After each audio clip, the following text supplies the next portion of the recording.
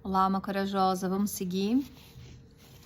Escapar do capataz interior. O objetivo não é desacelerar, mas desapressar. Ou seja, abrir mão da velocidade supérflua. Em outras palavras, trata-se de conferir a todos os eventos, a todas as coisas e a todas as tarefas a sua velocidade apropriada. Essa é a ideia de Geisler. E então segue uma apologia ao valor da paciência, da tranquilidade, da perseverança e da lentidão. Isso é certamente desejável, mas será que é tão fácil de realizar? Como é fácil pegar-nos sentindo-nos apressados e pressionados, conferir algo rapidinho, responder um e-mail, fazer um passeio rápido. Ainda consigo fazer. É uma expressão usada irrefletidamente por muitos contemporâneos e talvez até tenham orgulho de conseguirem fazer tudo tão rápido.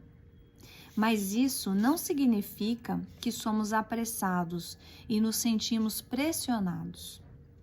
Isso acontece sempre quando chegamos um pouco atrasados, já sem fôlego, sem tempo para recuperar o fôlego, sem tempo para perceber o clima do dia. A aceleração em combinação com a pressão de desempenho que vivemos hoje provoca no nível individual essa pressão. Sinerte, porém, acredita que essa pressão é produzida por nós mesmos. As próprias pessoas exigem de si mesmas desempenho máximo, porque estão correndo consigo mesmas. O tempo todo tentam provar-se a si mesmas por meio de sucessos, mas nenhum desempenho consegue servir como prova do esforço satisfatório. Já que nunca somos bons o suficiente, nós nos pressionamos. Ele vê isso no contexto do perfeccionismo, mas também do desejo de receber o reconhecimento de algum lado, a confirmação de que fazemos um bom trabalho. O perfeccionismo visa a um estado ideal, mas esse nunca corresponde à realidade. A busca de um desempenho bom seria mais humana. Empenhar-se de tal maneira e esperar de si mesmo não a perfeição, mas uma qualidade boa. Evitaria uma expectativa exagerada. Pressionar-se, porém, pode gerar também um orgulho, um sentimento de boa autoestima. A pessoa faz parte, é eficiente, naturalmente vítima das circunstâncias, mas não afunda. A coisa se torna problemática apenas quando começam a aparecer sintomas de exaustão, como, por exemplo, a síndrome do fósforo queimado ou burnout.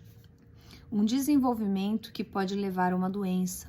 Se compreendermos o burnout como problema que resulta de um processamento inadequado de estresse, existem outros aspectos também.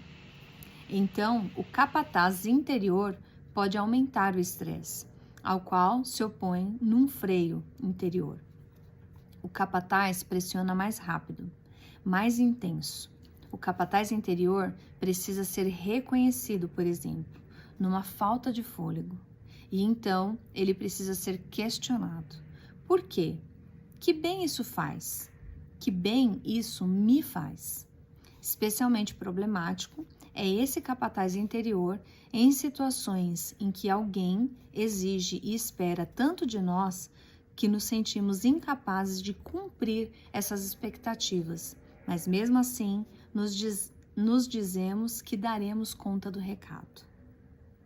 Essa falta de empatia com os próprios limites, em combinação com uma pressão e correria que já se tornou um hábito, leva à exaustão.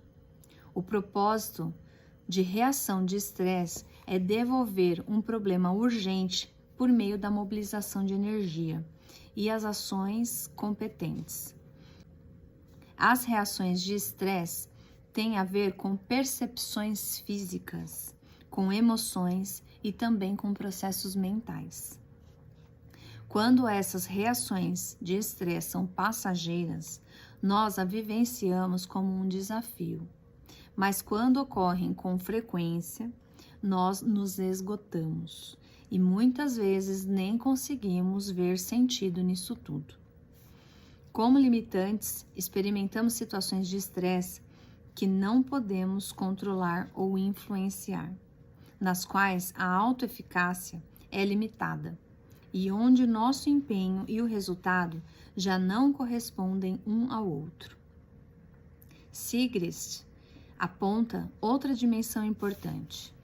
No mundo de trabalho, as relações sociais são enfraquecidas e os sentimentos de fazer parte são sufocados. Isso evidencia mais uma vez o quanto os relacionamentos humanos, a experiência de se relacionar, gera um bom sentimento de segurança, também no mundo do trabalho, de forma que isso nos permite lidar melhor com os desafios. Mas quando mudamos rapidamente de emprego, quando não permanecemos no mesmo local de trabalho por muito tempo, sofrem os relacionamentos. Nossa rede de relações sociais nos permite também contar com a solidariedade dos outros em determinadas situações. Sabemos que somos capazes de trabalhar, alcançar algo juntos, confiando que o outro nos ajuda quando a situação ficar difícil. O capataz interior é um fator importante nessa dinâmica de estresse. Quando estamos pressionados, perdemos a sensibilidade para os relacionamentos humanos, a não ser que os outros contribuam rapidamente com aquilo que precisamos urgentemente. Pressionados, pressionamos os outros, e logo se cria uma situação de pressão generalizada. Em nosso tempo livre, poderíamos relaxar, mas aí nos pegamos fazendo uma lista mental de tudo que ainda precisa ser feito. Numa situação de tanta pressão, precisamos respirar fundo, voltar para nós mesmos. O que adianta tanta correria, tanta pressão? Sabemos do dia a dia que muitas vezes ela não nos ajuda em nada. Muitas vezes até produz problemas sérios, mais sérios. Escrever algo rapidamente no computador e não se esquecer de salvar o documento. Na correria, cometemos um erro que nunca cometeríamos numa situação mais tranquila. Respirar fundo, consultar os sentidos e perguntar o que existe no mundo além do nosso trabalho. Talvez até concordar com os outros modos de conduta. Decidir que não estamos mais dispostos a deixar-nos pressionar. Talvez isso interfira um pouco no momento da nossa autoestima, que resulta quando conseguimos acompanhar a correria. Mas de que adianta uma boa autoestima desse tipo? Quando as raposas são caçadas pelos caçadores a cavalo e pelos cachorros, temos compaixão com eles e conosco mesmos. Precisamos de empatia conosco mesmos. A pressão e a correria, como valor em si, precisam ser questionados. No entanto, encobrimos nosso estresse com uma aparência de superioridade e tranquilidade. A autorregulação, porém, se manifesta no máximo quando nossas forças acabam, quando tudo estarrece, ou, em palavras menos dramáticas, quando o coração se depara com a oposição do mundo, que simplesmente não participa desse jogo. A maioria das pessoas tem um capataz interior. Você deve, você precisa, agora faça isso. A aparência desse capataz interior depende da nossa biografia. Nós trazemos do nosso passado quando ele chama a nossa atenção. Quando ele chama a nossa atenção, isso quer dizer que trabalhamos nisso. Queremos viver nossa própria vida. Não queremos que relacionamentos do passado nos digam o que devemos ou podemos fazer. Não queremos que eles nos pressionem, mas existem capatazes interiores mais moderados, aos quais também somos gratos. Mas quando estes se manifestam em situações de estresse, precisamos questioná-lo. Ele nos impede de viver outros aspectos importantes da nossa personalidade e do convívio com o próximo? A nossa vida é determinada por outros? Exigimos demais de nós mesmos? Queremos realmente enfrentar a concorrência por meio da pressão e nos prejudicar dessa forma? Tudo isso faz sentido? Perguntas a serem pensadas. Até amanhã, quando a gente vai falar de ócio. Um beijo e até lá.